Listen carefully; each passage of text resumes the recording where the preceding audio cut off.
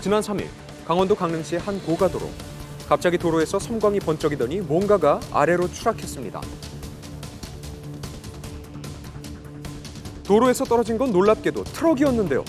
약 10m 높이의 고가도로에서 추락했던 트럭.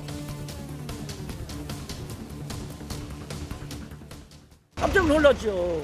거기 떨어질 장소가 아닌데 다리 위에서 갑자기 떨어지니까. 떨어지면서 전기 선을 저 전봇대 저 시커멓게 거실었잖아요. 다리의 방호시설을 뚫고 전신주와 부딪힌 후 추락했던 차량. 당시 이 차량에는 운전자를 포함해서 총 2명이 탑승하고 있었습니다. 사고 직후 소방차와 119 구급대가 현장에 출동했는데요. 운전자 1명 70대 남성이 중상이었고 병원 도착 후에 심정지가 되신 걸로 알고 있고요. 탑승자 50대 후반 남성분 같은 경우도 중상이시고 이송 중에 심정지가 되셔서 병원으로 이송하셨습니다. 대체 어떤 일이 있었길래 이렇게 대교 아래로 추락했던 걸까? 자, 추락 전 상황이 담긴 블랙박스 영상 보실까요? 트럭이 고가도로를 주행하고 있는데 갑자기 중앙선을 넘어온 차량과 부딪히고 말았습니다. 펄스 차량 QM6 차량을 갖다 뒤에서 추돌 하고 그 QM6 차량이 중앙선을 넘음으로 그 차량을 갖다가 충격해서 추락한 겁니다. 전방 시스템 안이죠. 그래서 지금 처음에 계속해서 조사할 예정입니다. 규정상 방호 울타리의 높이는 설계 기준으로 최소 높이가 65cm라고 하는데요. 사고 지점의 울타리는 약 86cm 정도로 안전 기준에는 적합했죠. 이렇게 규정을 지켰음에도 불구하고 발생한 이번 사고, 해결책은 없는 걸까요? 그리고 누구에게 가장 과실이 있는지 전문가에게 한번 들어보기로. 정상적으로 진행하던 승용차를 뒤에서 추돌해 결국 중앙선까지 침범하게 만들고 트럭을 추락하게 만들었기 때문에 사고에 대한 모든 책임은 뒤에서 추돌한 소렌토 차량 운전자에게있습니다. 2명 사망한 부분에 대해서 민사적인 손해배상 책임뿐만 아니라 이러한 차량 파손 부분에 대해서 또 도로 구조물 시설 부분에 대한 모든 책임은 소렌토 차량 운전자에게있습니다. 현재 경찰은 추락 사고를 최초로 유발한 운전자를 입건해서 조사하고 있습니다. 명확한 사고 원인 규명과 그에 따른 처벌이 꼭 이루어져야겠습니다.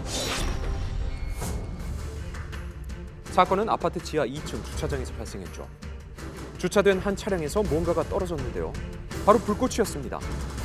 바닥에 떨어진 불꽃이 타이어에 옮겨 붙는가 싶더니 순식간에 엔진룸에도 불이 붙었습니다. 불길이 점점 거세지는데요. 외출을 하려고 지하 주차장을 내려왔는데 폭발음이 펑펑 소리 나면서 저 차가 터지면 어떡하지? 빨리 대피해야겠다 이 생각만 들었어요.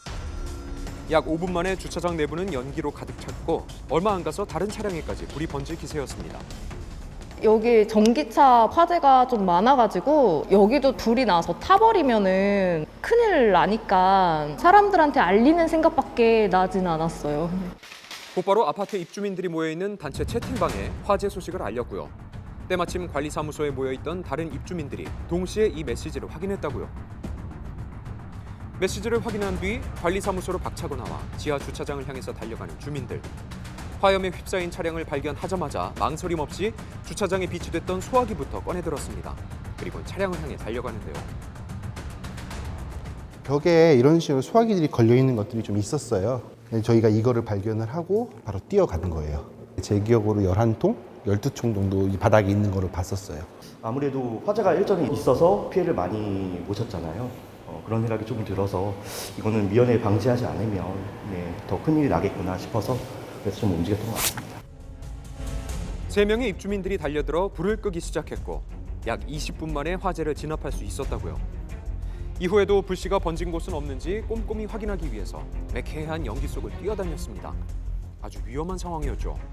다행히 화재가 발생했던 차량을 제외하고는 다른 피해는 발생하지 않았다고요.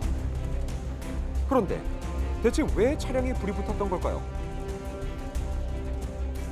엔진룸에서 발화한 걸로 추정을 하고 있는데 정확한 원인을 조사를 계속 진행을 하고 있고요. 신고자분들이 옥내소화장까지 다 활용을 해가지고 후기 진화를 해가지고요. 잘 마무리됐다고 볼 수 있고요. 그래서 그거 관련해서 저희가 이번 주에 시민 표창을 하려고 계획 중이거든요.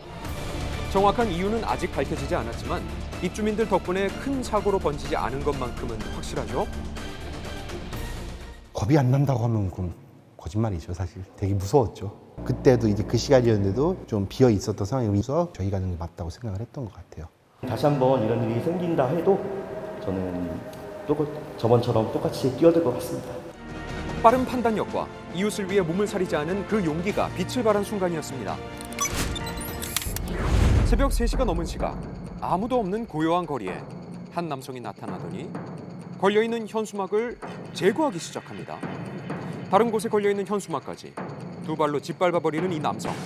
현수막뿐만 아니라 입간판을 훼손하고 아예 치워버리기까지 하네요. 제보자가 운영하는 헬스장의 홍보물이었다고요. 이런 식으로 여기에 통로에 던져놨었어요, 이 사람이. 숨겨가지고.